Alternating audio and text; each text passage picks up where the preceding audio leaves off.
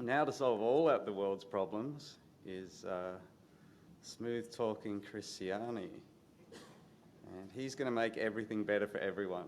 So, good luck. I do want to make things difficult for you, though. Thank you. This talk is slightly different from what was shown in the program. So if you were expecting that, I'm sorry, but I thought this would fit better within this session. So I just wanted to talk about my perspectives as a regulator and talking with other regulators over the past dozen years about this topic, in-water cleaning, the different approaches to in-water cleaning, the types of risks related to all of those approaches, and then some of the data needs that we need as regulators to make decisions. First off, I do want to acknowledge Eugene. A lot of what you're going to see in the first part of this presentation comes from a paper that he and I published a couple of months ago. And you're going to see that diagram of the ship and the cleaning and capture thing over and over and over. So that was his baby. So what are we concerned about? Obviously, we're all here. We're concerned about biosecurity, right? It's easy to kind of get into that tunnel that biosecurity is the most important concern here with in-water cleaning. But our water quality colleagues also are in their own tunnel vision thinking water quality is the most important thing to be concerned about within water cleaning. And just wanted to put this up front and center that we need to consider both of these. And from the regulator's perspective, if an in-water cleaning vendor does want to operate within a certain port environment, they need to be thinking about these and how they're reducing risks.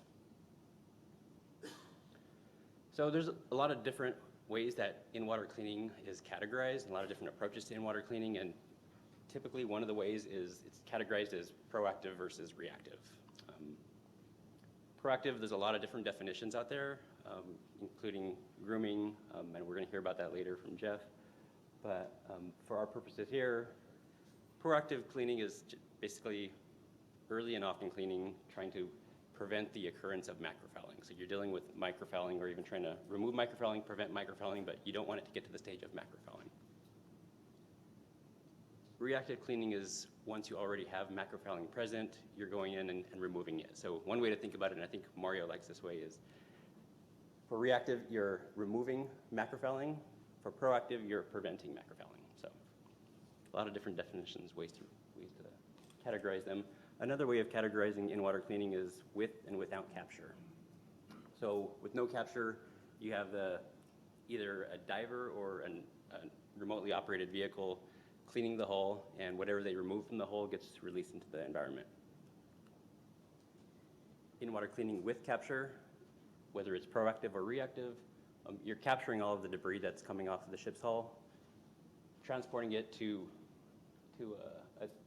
a processing or I don't want to say treatment, but processing plant, and removing all of the organisms, removing the majority of the biocides to acceptable levels, and then that water is supposedly clean going back into the water, into the natural environment. So if we think about it along these two axes, capture, no capture, proactive, reactive, there are 4 different approaches there, and obviously there are other approaches, there's treatment, but for the purposes of this talk, I just want to focus on these 4. So on the bottom we have proactive and reactive in-water cleaning with no capture. On the top, proactive in-water cleaning with capture, and then reactive in-water cleaning with capture. And I just want to walk through each of those and talk about the risks related to each of them. So for reactive in-water cleaning, again, it's reactive. We're dealing with removal of macrofouling.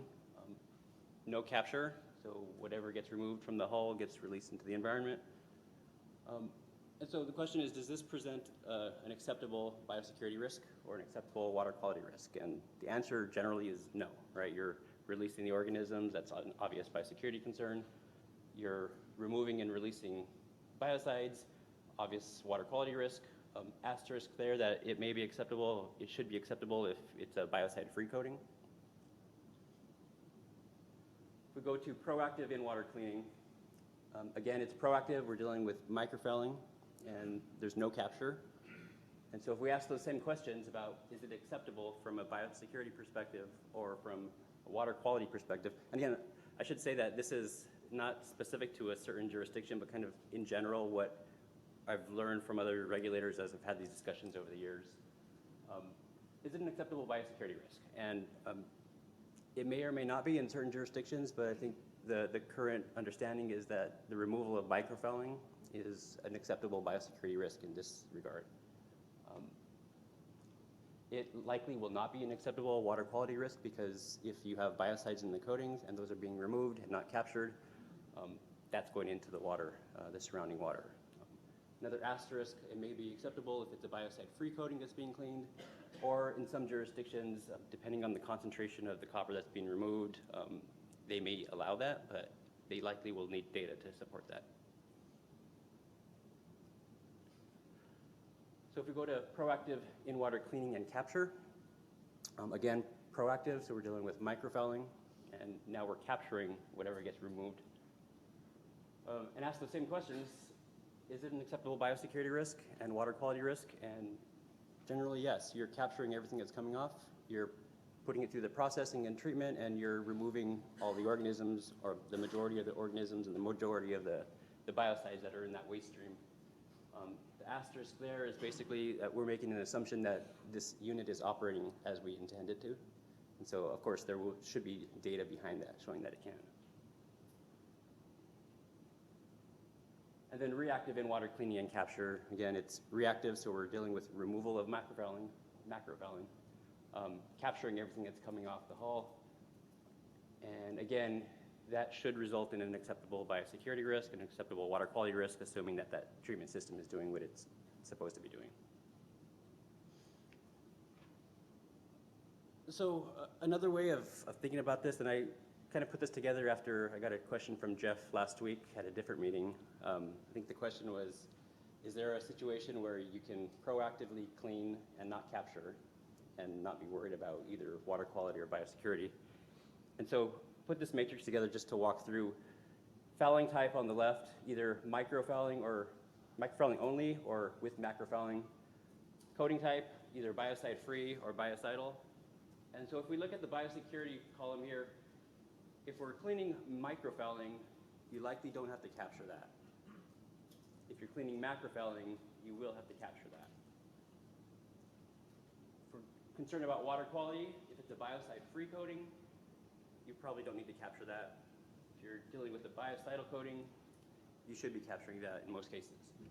And so this last column here is essentially just the combination of the two. If one of these, either biosecurity or water quality concerns, require you to capture, then you're going to be capturing. And so the end result was you probably don't need to capture if you're cleaning microfouling with a biocide-free coating, but in most other cases, you probably should be capturing.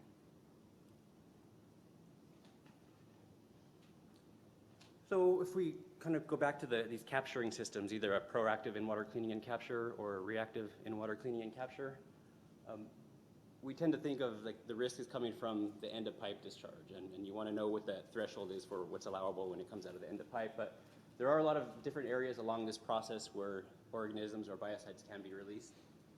So we put together, Eugene put together this really cool diagram where we kind of highlighted where these different areas are. So with the cleaning head here, you either have the diver or a remotely operated cleaning head. So you can have incomplete removal where it's not removing everything off the hull. You have non-capture or poor containment where you are removing things, but you're not capturing it and it doesn't get processed through the umbilical. Accidental dislodgement, you could potentially knock things off as you're moving the unit along. And like any cleaning, you could have an effect on the lifespan of the coating if you continually clean. Operator themselves, if there's a diver in the water, just the action of them swimming, fins kicking, hitting the hull, and things can get knocked off. Poor behavior, it could be that they're not going along those certain streets that Dan was talking about. If they happen to miss a spot, then obviously that's a concern, that's the risk. The umbilical itself can knock things off as you're moving through the water. And then of course the effluent, the treatment part, if it's not treating appropriately as you anticipate it should, or if it's the level of treatment isn't up to par with what you want as a jurisdiction, then there's a concern there as well. And then at the end of it, whatever you capture needs to be disposed of appropriately. So whether that goes to hazardous waste or you turn it into energy or whatever you do with it, shouldn't be going back in the water, right? So Mario showed this slide too, and I knew he was going to show it, but I wanted to show it again just to reiterate the point that there are things that we need to know as regulators. So we need to know how well these things clean, how well these systems minimize biosecurity risk, and how well these systems minimize the water quality risk. And those are important. And then just a couple slides here at the end, just to talk about how these types of systems, that it's varied. There's a lot of different approaches, how it's all currently regulated in California. And I'm going to stop and say there's a disclaimer here that a lot of these rules are federal rules, and I'm telling you my take on it. And I don't speak for the EPA, and the EPA is here, so I would punt those questions to Juliet. You're welcome. But essentially, right now, under this current situation, in-water cleaning without capture, that's covered under the US EPA's Vessel General Permit as a discharge incidental to the normal operation of a vessel. The VGP says that those types of operations shouldn't produce a plume of paint. They also allow states to add additional provisions on top of that. So in California, the California State Water Resources Control Board added additional conditions that essentially don't allow in-water cleaning without capture in impaired water bodies, and that includes Long Beach, Los Angeles, and San Diego, so 3 of our biggest ports. If the system is capturing, that incidental discharge that was in here gets transferred to a topside treatment system, and the current understanding is that is now an industrial waste, an industrial discharge, and rather than being a discharge that the ship owns, an incidental discharge, it's now a discharge that the cleaning system owns. So the cleaning system, the cleaning company, the vendor would have to obtain a permit under the National Pollutant Discharge Elimination System. And that's also under the Clean Water Act and also implemented by states. And so in California, it's being implemented by the State Water Resources Control Board and the Regional Water Quality Control Boards. So yeah, it does get a little hairy. And again, the same disclaimer, this is my understanding of the situation. So I guess what our role as State Lands Commission, we have authority over biosecurity.